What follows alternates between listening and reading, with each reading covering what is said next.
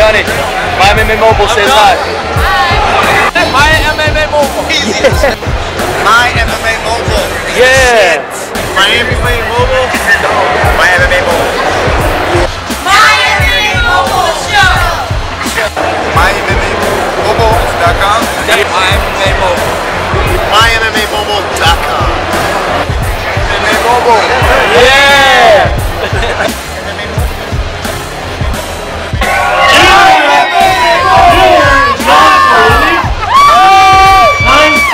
MyMMAMobile.com. Alright, I put it out, you go.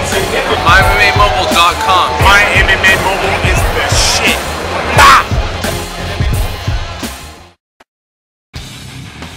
Hello and welcome to this week's episode of My MMA Mobile, the show. I'm Todd. Once again, this is Lou. What's up, guys? And on this week's episode, we're going to go over top of the 10, Strikeforce, M1 Global, Fedor, Verdum. Yeah. Then we'll take you over to Jeff Frater for Move of the Week to give you that extra move you need next time you're on the mat. And finally, on the breakdown, we'll go over UFC 116, Brock Lesnar versus Shane Carwin. Fight of the year. All that and more on this week's episode of My MMA Mobile, the show. First, we start out with Chris Cyborg versus Jan Finn. What? Oh, dude, the destruction. Chris Cyborg just went to work, man. She did a face makeover thing.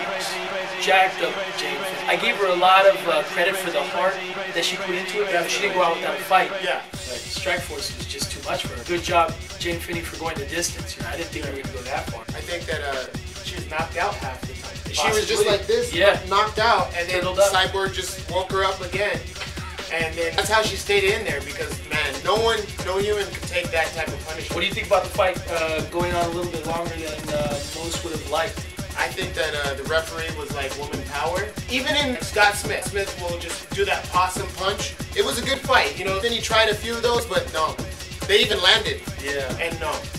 Man, she caught her with that knee, I'm telling you. Yeah. The knee is coming around, Those man. knees. Those MMA knees. Crazy. Next, we got Scott Smith versus Kung Lee. Ooh, the rematch. The rematch. Awesome. I think it went just as planned, right? Yeah. I mean, Kung Lee did everything he did the first time, but he changed the ending.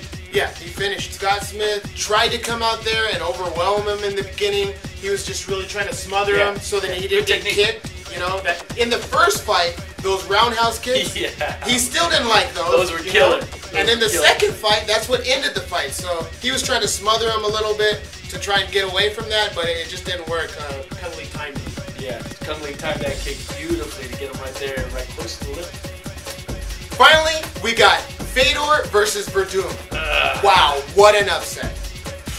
What do you think about this fight, man? Emelianenko lost.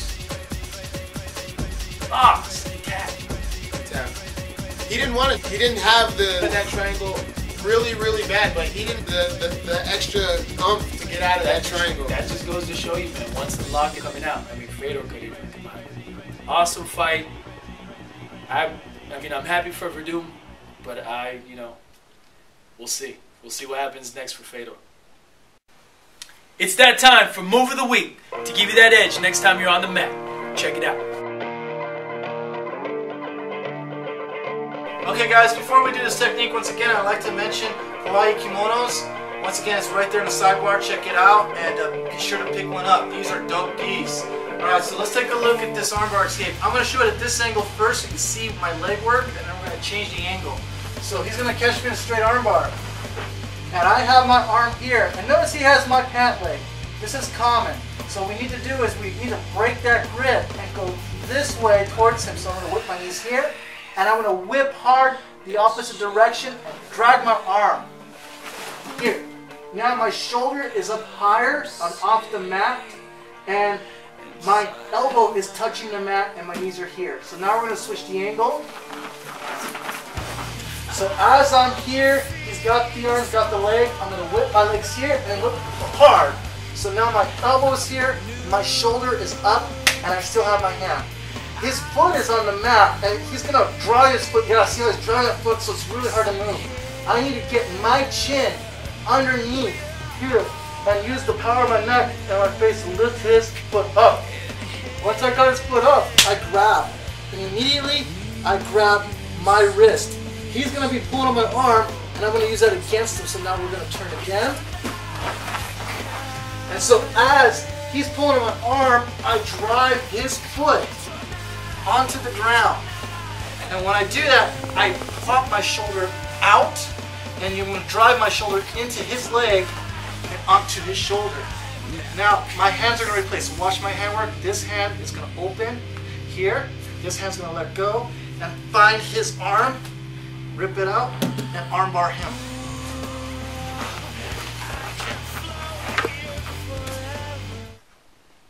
Can't watch the fights? Get the latest MMA upcoming events, fight results, headline news, and much more for free.